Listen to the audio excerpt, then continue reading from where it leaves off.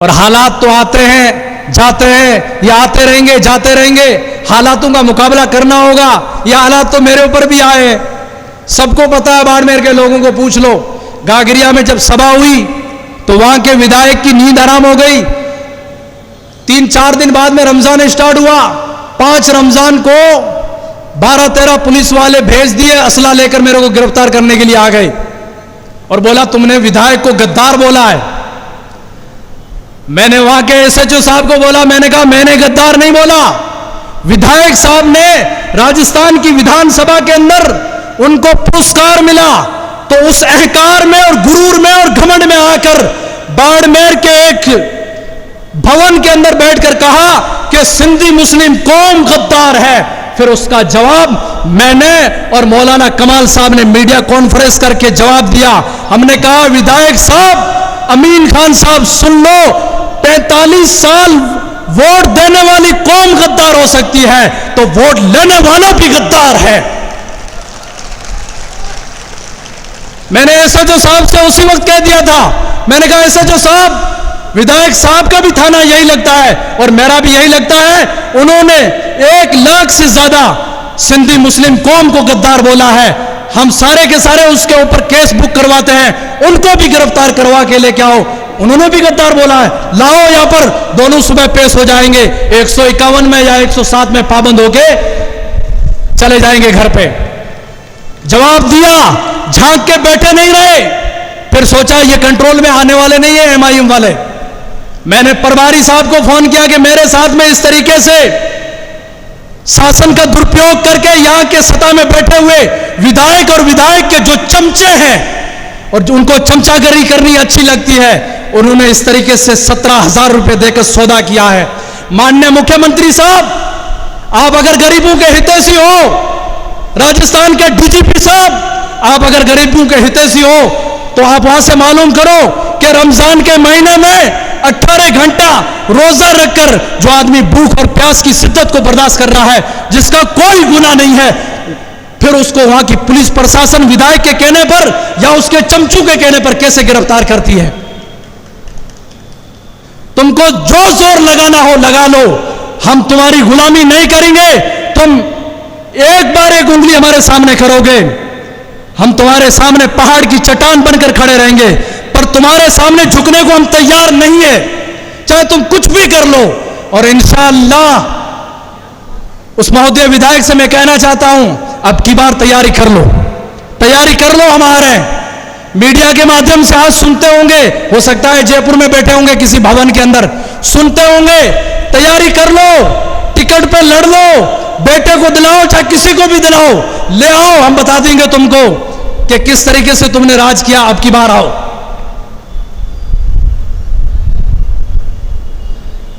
बड़े अजीब विधायक हैं, जो आता है उसको धमकी दे देते हैं।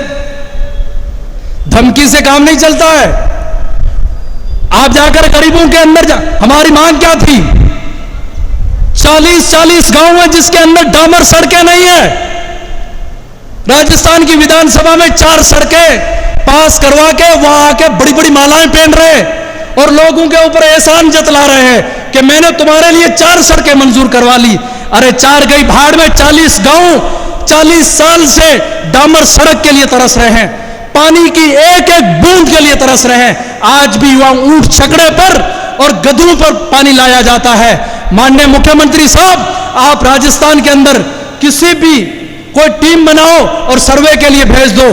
जब ध्रुव मियां मंत्री थे और ध्रुव मियां के टाइम पर स्वास्थ्य केंद्र 40 से ज्यादा गढ़वा पंचायत समिति में 80 लाख की कीमत से बनाए गए हैं। वहां पर एनएमओ के द्वारा आज एक मर्ज की दवाई नहीं है। बड़ी मेड में आती है, ठाठ से बैठी है, कोई जाता है, बोलते हमारे पास कुछ नहीं है। तो ये तुम्हारी चिरंजीवी है कहां, जो बड़ी बड़ी घोषणाएं कर रहे हो चिरंजीवी की? एक भी दवाइयां नहीं है। मैं नाम गिना देता हूं गांव के जहां के स्वास्थ्य हैं, वहां जाकर चेक करा लो, कोई व्यवस्था नहीं है, ना पानी की ना सड़क की। और खास करके हमारा जो गिराब और हरसाणी का बेल्ट है उसमें बहाना लेके आते हैं कि ये डीएनपी क्षेत्र है। अरे डीएनपी क्षेत्र में अगर आपका कोई दलाल और चमचा है, उसके घर के अंदर, रूम के अंदर आपने डाबर सड़क बना दी और हमारे लिए नियम अलग आ जाता है। कोई डीएनपी एनओसी नहीं रोकती है, सब बहाने बनाते हैं और अपनी जेबें भर लेते हैं। अब ये चलने नहीं देंगे। वहां शिक्षा का नाम और निशान नहीं है। 60% बच्चे दलितों के और मुसलमानों के और जो पिछड़ा वर्ग है उनके भेड़ बकरी चरा रहे हैं। 60%। क्या करें, स्कूल में जाते हैं तो टीचर नहीं है, टीचर ही नहीं है, व्यवस्था है ही नहीं पढ़ाने की। शिक्षा को इन्होंने बिल्कुल कमजोर कर लिया है और शिक्षा को इसलिए कमजोर किया है, ये सोचते हैं कि शिक्षा जितनी कमजोर हो, एजुकेशन जितनी भी कमजोर हो, हमारा ही फायदा है। इनका फायदा क्यों है?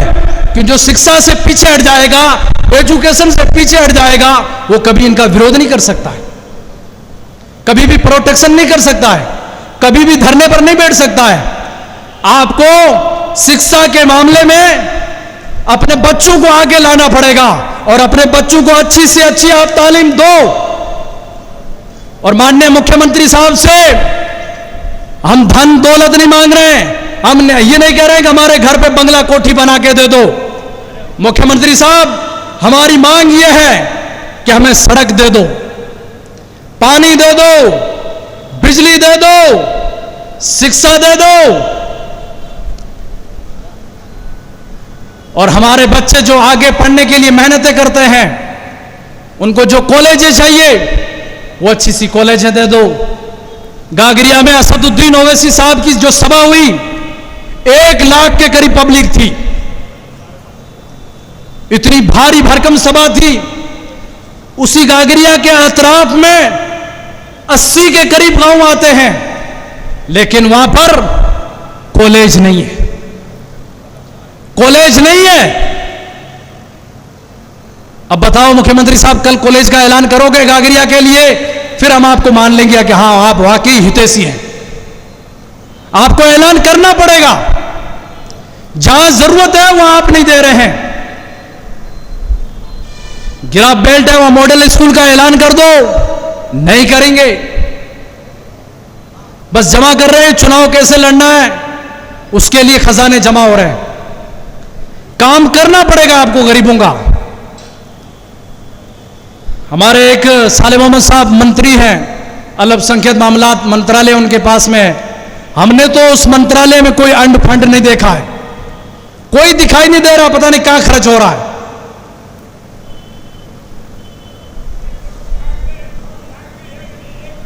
वो कामा से जायदा मंत्री है, जो उनके खिलाफ बोलता है उनके हाथ में हथकड़ी डलवा लेती है।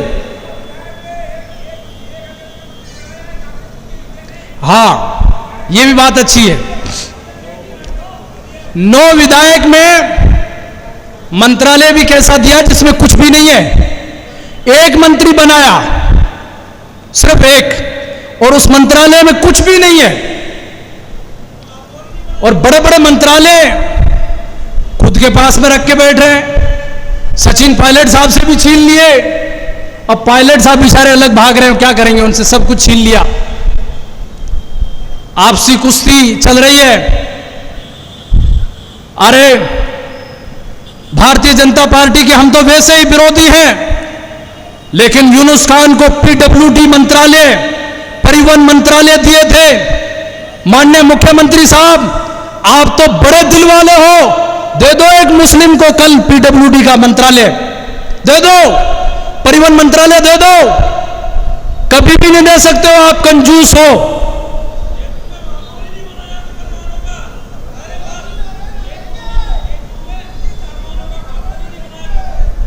साहब आके बात करेंगे।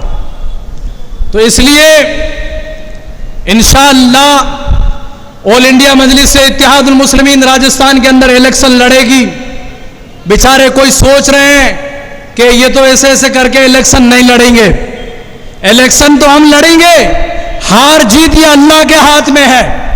हमारा फैसला अल्लाह पर है और अवाम पर है, और कांग्रेस के विधायकों का फैसला उनके चमचों पर है।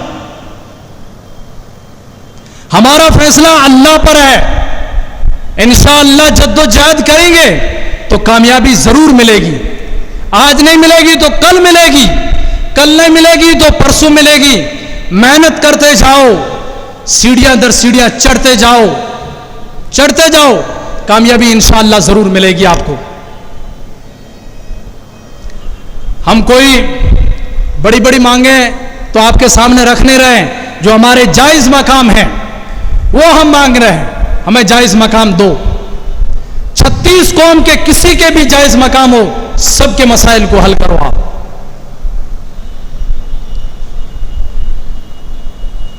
किसी को किसके नाम पे मारा जा रहा है, किसी को कैसे मारा जा रहा है, कोई सुनवाई नहीं हो रही है।